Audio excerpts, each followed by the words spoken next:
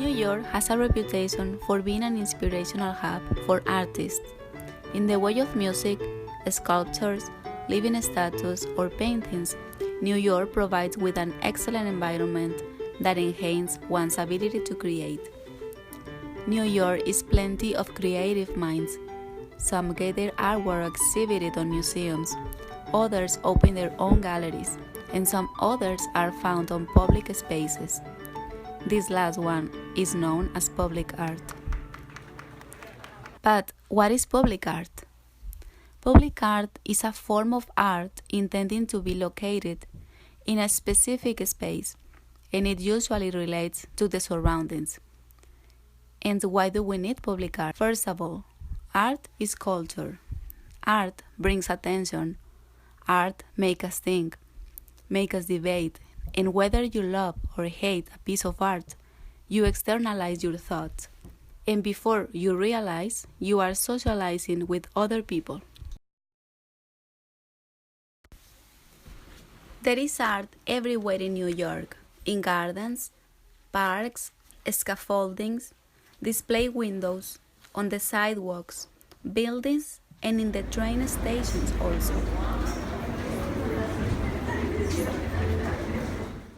My journey started at the 74th Street station.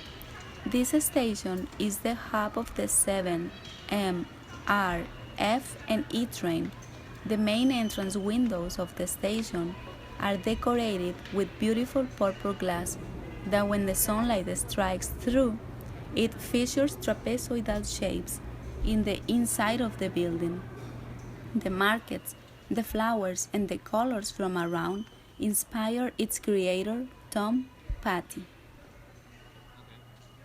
Heading to Manhattan, I stop at Grand Central, one of the favorite places for visitors.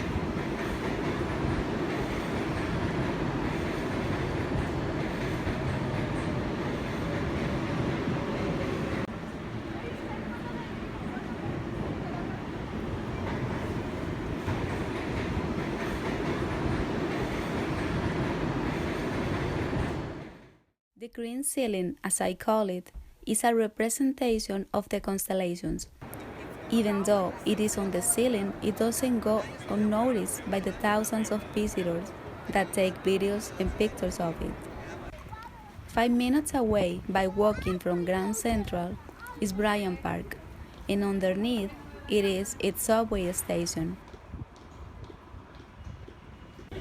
The walls of the corridor that connect the 7 with the orange lines are covered with mosaics that draw the roots of trees, animal burrows, and water pipes.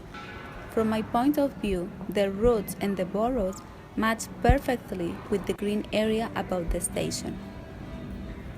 There is also engraved on a stone a quote, "Nature must not win the game, but she cannot lose."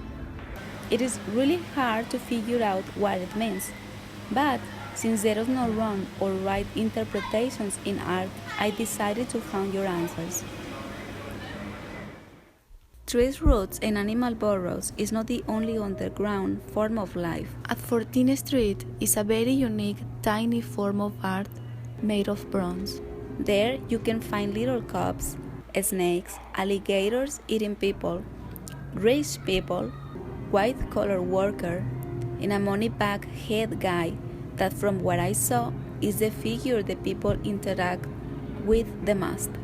These figures are so unique. Unfortunately, train riders' rush makes them miss out one of the most beautiful public artworks. In the downtown Manhattan, in Canal Street, are hundreds of birds cast on bronze by Walter Martin and Paloma Muñoz. The birds that transform the mezzanine in a subterranean aviary reminds me the movie The Birds. The noise of a bunch of crows might be compared to the noise of a crowd of riders waiting for the train to migrate from down to uptown.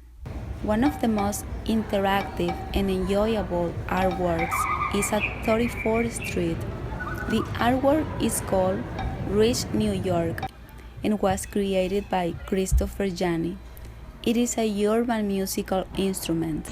If you reach up and wave your hand in front of one of the eyes, you activate a sensor that produces a melodic sound. It is so funny to see how people around you and across the platform start to interact with you, and it all ends up with a short conversation or with smiles from platform to platform.